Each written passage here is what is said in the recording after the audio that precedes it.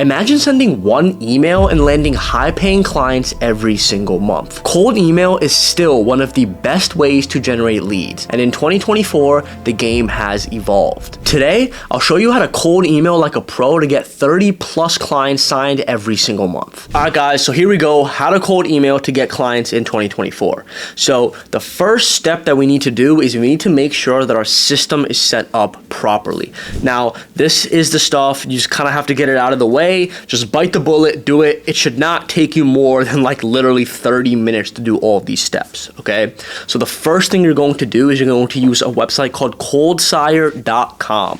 This is going to allow you to set up your domains and your email accounts, right?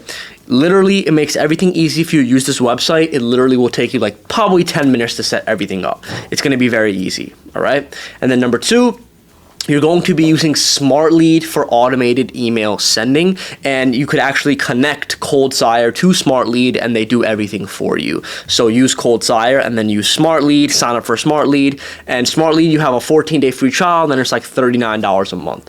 All right. And then after that, step 3 and the last step is going to be warming up the emails. You're going to go on SmartLead, you're just going to check off warm up. And to be honest, I think when ColdSire sets it up, they automatically do it for you, but it's very easy. All you have to do is go to SmartLead and check off a box and they all start warming up. All right. So that's the first step, is going to be setting up your cold email infrastructure. Okay. Then step number 2 is where we really start to get into the meat of everything, all right? This is doing market research and finding your ICP. This is essentially how to find people to give you money. Okay. Now, what I want you guys to know is the only things that matter when doing any cold outreach whatsoever is how relevant it is. If it's not relevant to the people that you're sending emails to, they're never going to respond. But if it's relevant, they're going to respond and they might buy, right? Now, in order to be relevant, we need a few things. Number 1 is, first of all, you need a hungry market. You need a group of people who want or need something. Right? And then number 2 is you need a strong offer. And a strong offer is essentially like the promise that you give to those group of people to give them what they want or need. And then after that, you need a quality list of leads, which are essentially the email and phone numbers of those group of people who want or need something.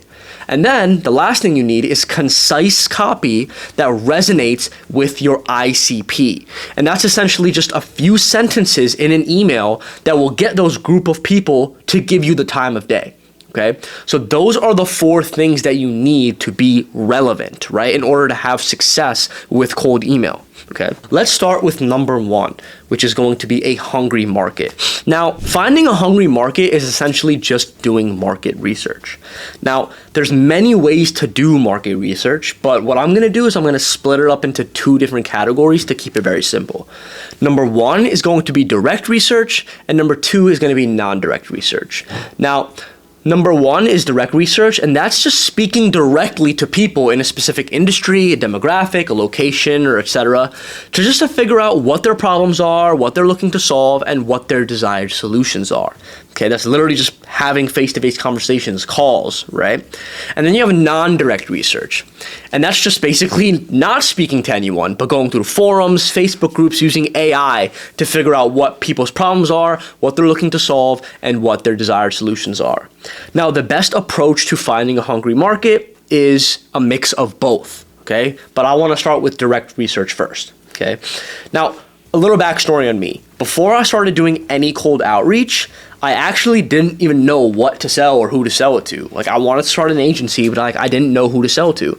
So I used these methods to figure it out. And the main thing with market research is that we want to sell something that people are already saying that they want to buy, right? They're already saying that they would pay money for. They have these pains. They want the solution, right? We don't want to guess what people buy. When you start guessing and you don't make data-backed decisions is when you really start to fail, okay? Let me give you some examples of some direct research methods. This was one that I was smashing it with, and I was doing this when I was in college and right when I graduated college. I call it the college interview method. So if you're a little bit on the younger side, you could definitely do this. So what I would do is I would actually email business owners or corporate professionals in a specific industry from my college email address, and then I would say that I was doing research for a class. And then I would ask them questions about, what their bottlenecks were, what are they spending their money on, what's working, what's not working, and the types of solutions that they're looking for. What I would do is I would interview a few people in a specific niche, and then I would craft an offer based on that. And then I'd even pitch it to people after interviewing to see what they thought and if they'd bite on it, right? This is a very, very strong way to do market research because you're going direct to the people who you're trying to sell to figure out if it's worth selling to them, right? Now, number 2 is going to be the cold call method.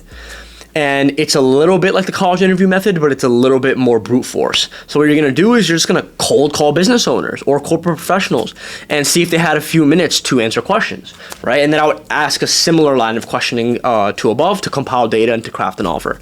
Now, this one might get you some angry people and some rejection, but I do strongly recommend that you do this because it is going to build resilience and it's gonna give you thick skin, all right? So definitely try that one if you haven't.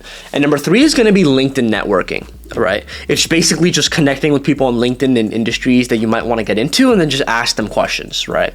Just connect with a bunch of people, go back and forth with them. Someone might hop on a call with you. You could just keep it light on LinkedIn, but you're going to be able to do good research that way as well.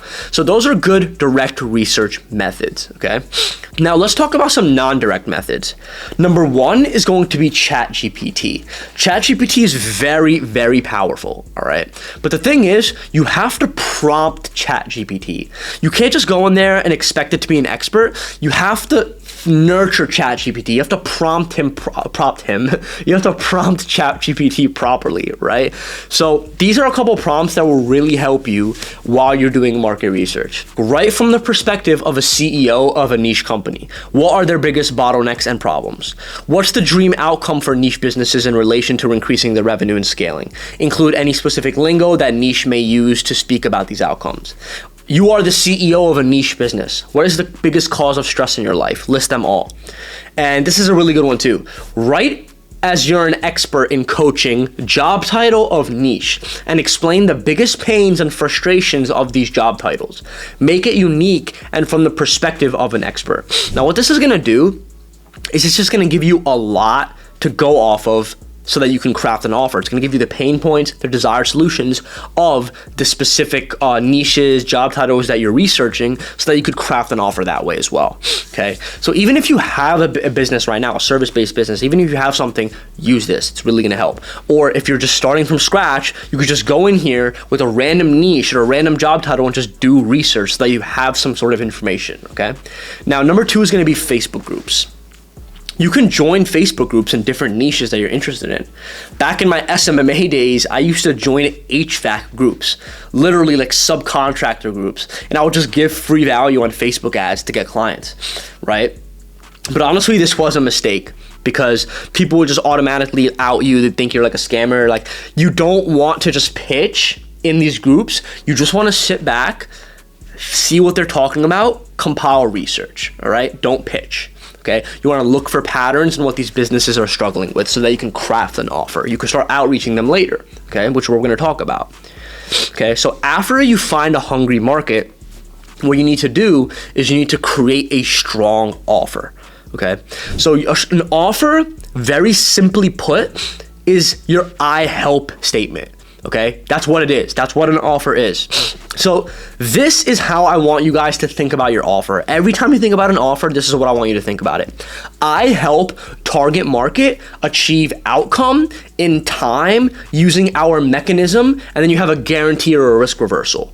Okay, so for example, target market marketing agencies doing above 20K a month, right? Achieve 50K a month in XY 6 months using your specific mechanism, and then you want to add a guarantee or a risk reversal. Okay, the reason is it's just going to have more people engage with you. If you don't have a guarantee when you're sending outreach, you need to have a guarantee because people are not going to respond to you unless you have a guarantee or a risk reversal. There's just too much competition out there now, okay? So here are some examples of a bad offer. I help marketing agencies grow by sending cold emails. I help software agencies grow with SEO. I help marketing agencies generate 20 leads per month with cold email. These might have worked in like 2015 or 2016, but they don't work anymore. So you need to put together a great offer, which means you really need to like go deeper, right? Figure out their desired pain points, figure out their desired solutions, their pain points, where are they trying to get to? How can you get them there, right? These are some examples of some really good offers, right? I help B2B SaaS companies stuck at $50,000 a month increase their trial to paid subscription signups by 30% in 7 weeks using our conversion tracker. We only work on a 100% performance basis, only taking a piece of increased conversions. This is like an amazing offer because it's like, okay, who do you help? You help B2B SaaS companies stuck at $50K a month. Okay, boom, that's your who, right? What do you help them do? What do you help them achieve? You help them increase their trial to paid subscription signups by 30% in 7 weeks, right? What do you use to do that? Your unique mechanism, your conversion tracker. And right, what's your guarantee? What's your risk reversal? Your risk reversal is that you work on a 100% performance basis, meaning you only get paid when you get results, right? So that's an amazing offer. Right? Another amazing offer. We help marketing agencies stuck at 20K a month scale past 50K a month in 13 weeks by implementing no fulfillment front-end offers. You only pay when you see results. It's like, boom, okay, whoa. Who am I helping? Marketing agency stuck at 20K a month. What am I helping them do? I'm helping them scale past 50K a month. How long does it take to do that? 13 weeks. What do you do to help them get there? I implement no fulfillment front-end offers. It's like, whoa, what does that even mean? A no fulfillment front-end offer? That means like I don't have to do any fulfillment. It just has curiosity. And then your guarantee risk reversal, you only pay when you see results. Boom. Right? And another one, we help enterprise software companies stuck at 1 million ARR add 2 to 3 enterprise accounts in 24 weeks with our ABM outbound approach. Best part is you only pay when we bring you a closed account. Guys, these are examples of some really good offers. If you don't have one, I'd recommend just go ahead and use these, right? And the thing is don't overcomplicate it, okay? But definitely do not underestimate it either because it is the most important part of your cold email by far. So you want to take the research that you did earlier and implement it here, right? So the research is done so that we can actually create an offer that resonates with the market that we're going after, all right? And these are examples of offers you could copy and paste. I think these will really resonate with the pain points, okay?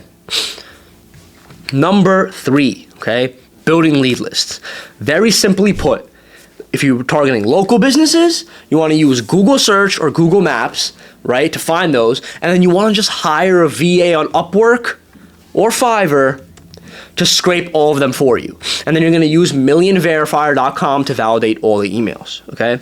And then if you're B2B, you're a lead gen agency like me, you want to use Apollo.io, and then you want to use enrichiq.com to scrape your Apollo URLs. It's basically much cheaper and time saving than manually scraping on Apollo. And then you want to use Million Verifier to validate all your emails, okay? Now, let's talk about number 4, which is writing cold emails that actually make people get on calls. So how to write high converting cold emails, okay? So guys, this is really, really important because it's one of the most important skills for lead generation, okay? This is exactly what is going to make or break whether or not you book a meeting or not, okay? Your scripts are very important. Thing is, attention spans are getting shorter and shorter and shorter and shorter with those TikTok generation and all that. So you have to make sure your outreach message grabs and keeps attention. And that's what I'm gonna walk you through right now. So the first part of a cold email is gonna be the subject line, okay? The subject line's only purpose is to make sure that your prospect opens the email. All right, and below are some of my highest converting subject lines, all right? Very simply put, quick question, just use it. It works. Don't ask questions, just use it, okay? Now, an effective subject line embodies 2 qualities. It's short and enticing, okay? The goal is simply to gain the interest of the reader, not to sell to them. You're not trying to sell anyone, you're not trying to tell them what your offer is or anything. You're just trying to get them to open the email. So you could use any of these, literally any of those. Now, step 2 is going to be your first line. Now, a first line is used to draw in the prospect. Now, in the first line, you should have the prospect's first name, a personalized first line, right? Either a compliment first line, a research-based first line, or a pain-based first line, which I'm going to get into as well. Okay, so there are 3 types of first lines. And the reason that we use first lines is to show the prospect that you actually research them and that you're reaching out to them specifically. Okay, so there are 3 types of first lines. Number 1 is going to be the compliment first line. It's basically just when you say something nice about the prospect in order to hook them in and show them that you did your homework. So, example, hey John, I was doing a search for the fastest growing brands in New York and I came across your company's website. Awesome work. Okay, and then we have the research-based first line. And this is when you say something that proves you did your research on the prospect in order to hook them in. So an example would be like, hey, I came across your LinkedIn and I saw that you're leading sales teams at companies, so I thought this would be relevant to you. So your personalized lines can also be done at scale by building high quality targeted lead lists of prospects in the same industry, right? For example, I'm saying I came across your LinkedIn and saw that you were leading sales teams at company. Right? So I thought this would be relevant to you. I can use this same first line if everyone on my lead list is someone who leads sales teams, like a VP of sales, a head of sales, right?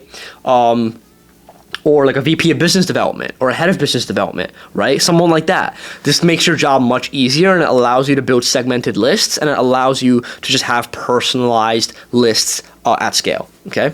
And then we have something that's called our pain-based first line. This is when you say something to just resonate with the prospect's pain point. You just be like, hey John, are you struggling to keep your pipeline full? Or hey John, is your demo no-show rate too high? And then you get into the next step, which is going to be your offer. Now again, guys, this is by far the most important part of the whole email, right? The offer is the hook or the angle of the email. It's the reason that you're reaching out and why they would be interested in speaking with you, right? I gave you some examples up there, right? I want to go through these again. These are good examples of some really good offers, right? Boom. What if you literally went like this? Let me write an email for you guys right now, literally, with this an offer. Let me copy this. Let me just write it here, actually. Let's say the guy's name was John. Hey, John. Hi, John. Struggling to convert trial users into paid ones. Boom. I help B2B SaaS companies stuck at $50K a month increase their trial to paid subscription signups by 30% in 7 weeks using our conversion tracker. Boom. That's a good email so far. And I'm going to show you the next parts of it. And we're going to come back and we're actually just going to come in and complete this email. Okay? Cool. So that's an offer. That's an example of an offer, right? Other ones. We help enterprise software companies stuck at $1 million ARR at 2 to 3 enterprise accounts in 24 weeks with our ABM outbound approach, right? I've helped other fintech SaaS companies like yours generate $1 million in revenue by generating qualified leads consistently with cold email. We've helped financial service firms save $300,000 a year on labor costs with our outsourced customer support team, right? Now, guys, if the email isn't converting into sales calls or isn't generating any interest, you pretty much know that your offer sucks. It's trash, and that it needs to be fixed to address the pain points and desires of the market that you're targeting. Okay. Now, the next part of your offer is going to be called your unique mechanism, right? And we kind of went through this a little bit, right? So it's just calling it something instead of just saying cold email system, like our triple outbound system, right? I've helped other SaaS companies like Blank acquire clients consistently with our triple outbound system, right? You want to find something unique. Like, for example, up here, I had something that was really unique, right? Our no fulfillment front end offers. Like, it just makes sense, but like it sticks. It's like boom, right? It's something different, but it's unique, but it makes sense, right? That's an example of a unique mechanism, okay? And then after that, we're going to have our case study, okay? Our case study, okay? Now, if you've gotten results for other clients, or if you have a client, you're going to want to use this every single time, okay? What a case study is, it's just a 1-sentence case study. It's 1 sentence that summarizes what result you've gotten for a client who's similar to the person that you're emailing, right? Now, the case study has to be relevant, okay? What I want you guys to think about when it comes to cold email is relevancy. It has to be relevant. Everything has to be relevant. It has to be something that your prospect would want for themselves, right? It won't work if you have a case study about Facebook ads for an e-commerce brand and you're using it to persuade a SaaS company about cold email. All right, make sure it's relevant. So for example, I would say something like, let's say if I'm reaching out to an enterprise SaaS company to help them generate more leads, right? I could say something like, I just helped Enertech, a SaaS company like yours, get on the phone with decision makers at JP Morgan, Interix, Goldman Sachs, and other Fortune 500 firms, right? That's super powerful, because if I helped this company get in touch with other enterprise decision makers, that's exactly what an enterprise SaaS wants to do, right? So it's relevant, it resonates, okay? That's how an offer works in cold email. It's very, very, very important that you get that. Now, step 4 is gonna be your CTA, which is just your call to action. Now, there are 2 outcomes that we're pushing the prospect to take. Ultimately, we want them to say yes to getting on a call, but sometimes we have to push them to just say yes to learning more so that we can eventually get them to say yes to a call, right? So it's either saying yes to getting on a call or saying yes to learning more, right? The CTA needs to push for any of the above. So let's start with the examples to push for a call. Would you be open to discussing this further? Is there any interest in discussing this further? Do you have 90 minutes this week for a call and more, right? And then there's some other examples of learning more, right? That's more of a soft CTA. And I recommend most people start with a soft one because it's just easier to say yes to. You want to just make it very easy for people to say yes to you so you can start the conversation, right? So for example, mind if I send over more info? Is this worth exploring further? Would you like to hear a strategy that can help you accomplish this? I put together a resource for you. Mind if I share it with you? Let me know if this interests you. I'd be happy to share more, interested to hear more, and a bunch of other ones, okay? Use any of these and you'll be fine, okay? Now, the last thing is going to be follow-ups. So the thing I've learned about follow-ups through years of running my own lead gen agency and years of running cold email campaigns for other clients are that follow-ups are not as insanely as important as I once thought. You might be thinking like, whoa, this is insane. Like, how could this be? Like, follow-ups are key. But the thing is, not in cold email. All right, and testing this constantly has taught me that most of the results that I get for myself and for my clients, they come from the first email, maybe the second, but there's a huge drop off to the third and fourth and fifth emails, right? So what I would rather do is I would rather just send more emails to more leads, right? I'll just have a bigger volume of leads than just keep spamming my leads with email. Okay, with emails, because the more that you email them and they don't respond, they're just gonna mark your emails with spam, right? And then the algorithms are gonna see that your emails are going to spam, and then the algorithms are gonna see that your emails are not getting responded to, and then you're screwed, right? You get marked as spam, right? So what you want to do is you really want to have just like a 2-step campaign sequence, right? Number 1 is going to be your main email, and then number 2, you could just go in there and provide value, like a sales asset, like a lead magnet, something that just shows what you do, who you do it for, what the process is, case studies, and all that stuff, right? A lot of sauce, like basically in the main email, follow the principles that I just laid out for you. And then in the second email, follow the principles, but in the CTA, say something like, hey, I put together a resource for you on how you can accomplish XYZ. Like, cool if I send it over, and then just send it over, right? Then what you can do is you can rinse and repeat your leads later down the road instead of just burning them and having them, think you're a spammer, right?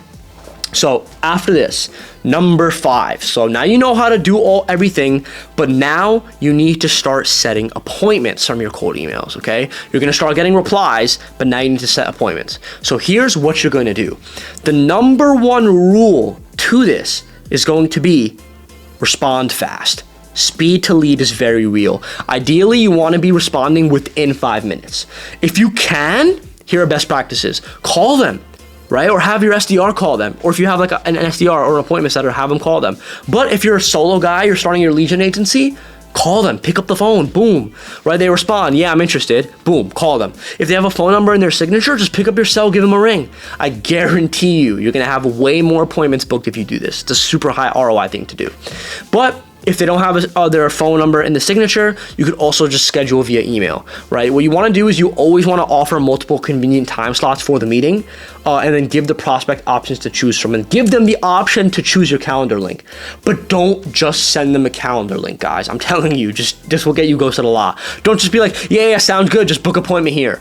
Don't do that, all right? This is exactly what I would say, right? This is what I've done to book hundreds, if not thousands of appointments for myself. Hey, John, sounds good. Would Monday the 24th at 3 p.m. Eastern time or Tuesday at 2 p.m. Eastern time work? Let me know and I can send an invite. Or if it's easier for you, you can just grab a time on my calendar link here. Talk soon. Or you could also do this. This is a little bit more forward, but this has actually worked really well for me as well. You could, if the prospect has already like said they're interested, and they want to hop on a call, you could just say, yeah, hey John, like sounds good. Instead of going back and forth, I've scheduled some time for us to speak on Monday, the 24th at 1 p.m. Eastern time. Please let me know if this doesn't work for you. Otherwise, looking forward to chatting then. Best Faizan, right? You might be thinking this is too forward, but the way that I worded this is like, it's pretty polite. It's like, hey, I'm just trying to save time here. Just please let me know if this doesn't work for you. But other than that, I know you want to talk, so let's just look, I'm looking forward to chatting then, okay? Try this. This has worked for me a lot. Like I've actually closed clients with this and it really does work. Now, the last thing I want to touch on, guys, is a little bit of automation. Okay, it's just one little thing that I think can really help you guys, and especially for you guys who are just getting started with doing cold email, is you should create a Slack channel inside your group Slack or your Discord or whatever you have for all of your cold email replies. You can literally do this directly with SmartLeads API. It's very simple to set up, very easy. SmartLead literally has a video on how to do it. It took me like 5 minutes. You could just type in SmartLead to Slack connection, and there'll be a YouTube video for it. You can go and do that. But what it does is every time a response comes in, it just goes directly to Slack, so that you can just call people right away and book meetings, all right? And this has been like an absolute game changer for me and allows me to book way more calls, so definitely try this. Like, this is like an example of what it looks like. So I have a channel called Cold Email Replies.